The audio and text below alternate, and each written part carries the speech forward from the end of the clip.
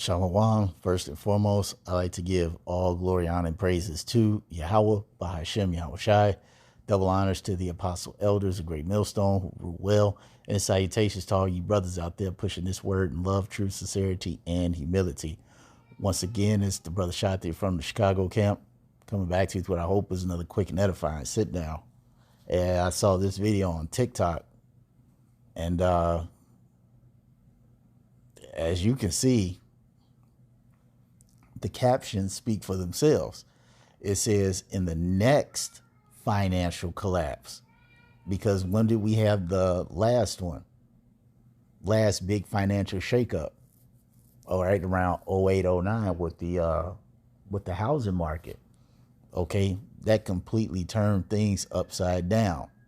All right, and it didn't help that in the past 2 years, that bad bedtime story put a monkey wrench in a lot of people's finances. But let's continue. It says in the next financial collapse, not maybe a financial collapse might happen, but it says the next one, as in when it does happen.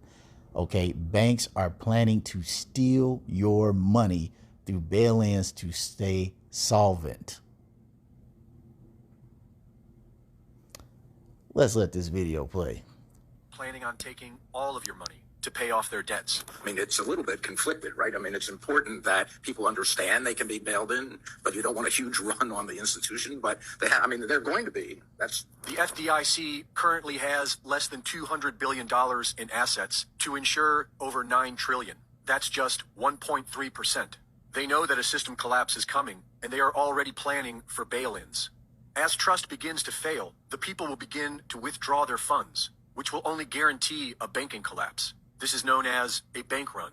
In 2012, the International Monetary Fund, known for their reputation of coercion, violence, and extortion, published staff discussion notes entitled From Bailout to Bail-In, Mandatory Debt Restructuring of Systemic Financial Institutions. So what exactly is a bail-in? It is officially obfuscated with elaborate equations, but to put it simply, it is when the bank steals your money directly from your account. Banks are planning on taking all of your money. This is coming from the IMF. This is coming from, for lack of a better phrase, the horse's mouth, or the devil's mouth to be more exact.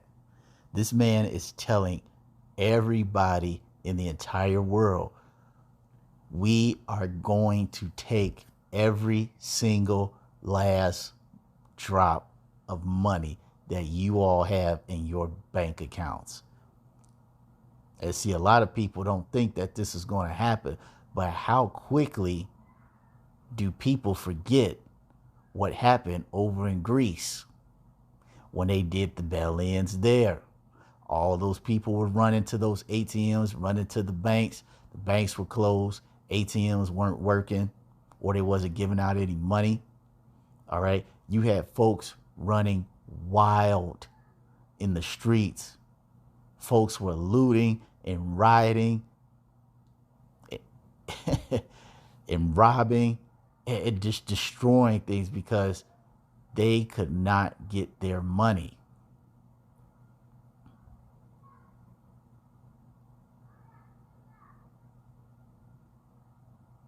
This is going to happen. Like the man said, when people start to finally realize that this is happening, it's going to be an all-out panic, because people are going to be like, we still need money to buy things at the very last minute when things go bad, because we all know, as the scripture says,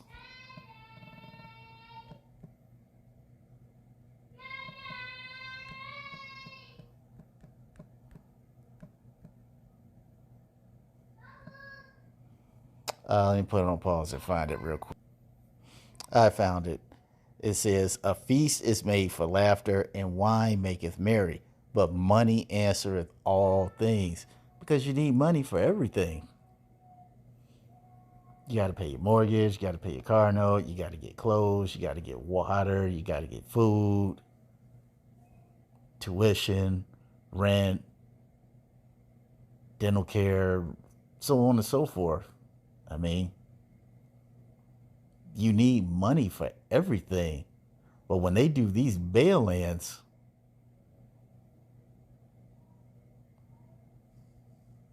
all hell is going to break loose. I mean, all hell is going to break loose. It's going to definitely give way to Second Ezra, the 15th chapter, where it says in the 14th verse, it says, "Woe to the world and them that dwell therein," meaning destruction, miseries. It says, "For the sword and their destruction draweth nigh, and one people shall stand up to fight against another, and swords in their hands." And why are people going to be fighting against each other and the government? Because there's going to be no money. And without money, people cannot feed themselves. They cannot feed their children. They cannot provide for themselves or their children.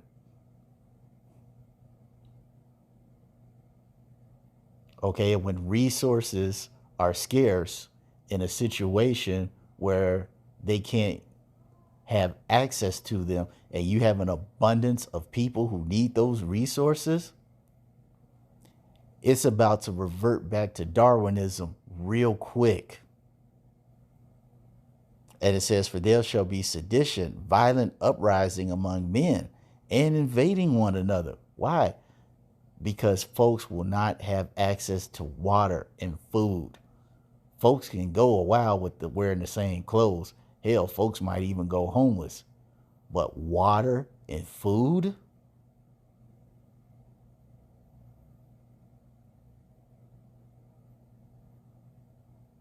Okay, let's not even mention all these people who have health conditions where their health may depend on them being able to have money to afford medications. All right, when they do these bail-ins, it's going to get real ugly. You're about to see the absolute worst in human nature come out. And it says, "For there shall be sedition among men, and invading one another. They shall not regard their kings nor princes, and the courses of their actions shall stand in their power. Survival of the fittest. Might makes right. I'm going to get mine, and I don't care if you get yours. And I don't care who's watching. The police, the county sheriff, the state troopers, the alderman, the mayor, the senator, the governor, the state legislators and representatives. They're not going to care about those people. The people will not care about these so-called well-to-do political figures.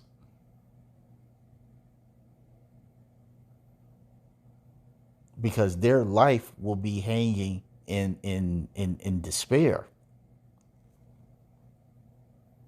And it says, "A man shall desire to go into a city and shall not be able," because when all this hell breaks loose and enough people get to putting each other to death, they're going to call them troops in.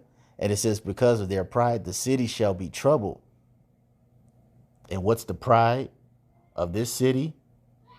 Babylon the snake. That we're going to bounce back. America is going to be great again, following that that precept where it says, where our houses, Psalm 49:11.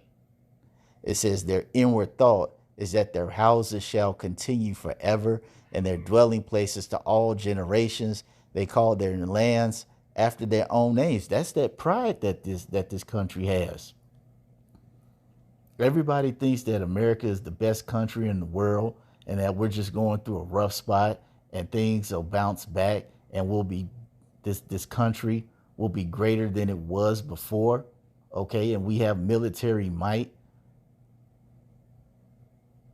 Okay, we can be great again. We can force ourselves to be great again. We had the best running economy the world has ever seen. How can this place possibly fall? That's great pride. That's extremely great pride. Okay? And it says, The city shall be troubled, the houses shall be destroyed, and men shall be afraid. It's a very scary thought, not knowing when your next meal is going to be or when you'll be able to drink any type of water. But it's even more scary to know that there's going to be a person out there waiting and praying on you for the correct moment to take you out to get what's yours or what you have. That's an even more scary thought, to know that your life hangs in the balance, that you could possibly be put to death for a peppermint. Sounds funny and extreme, but I guarantee you this is no laughing matter. You see how high eggs are, and things aren't even bad. Like, niggas will start getting beat up over eggs. You better not make somebody drop one, okay? And it says, a man shall have no pity upon his neighbor, but shall destroy their houses with the sword and spoil their goods because of the lack of bread and great tribulation.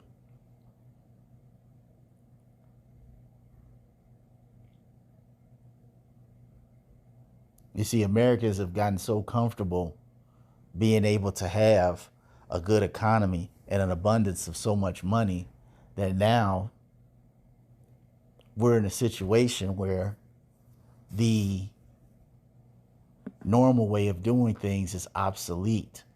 Access to income is becoming obsolete. The power of the dollar is becoming obsolete. We're in a time that many people never foreseen happen, never thought that they would foresee happen. That's what I should say. And now we're here.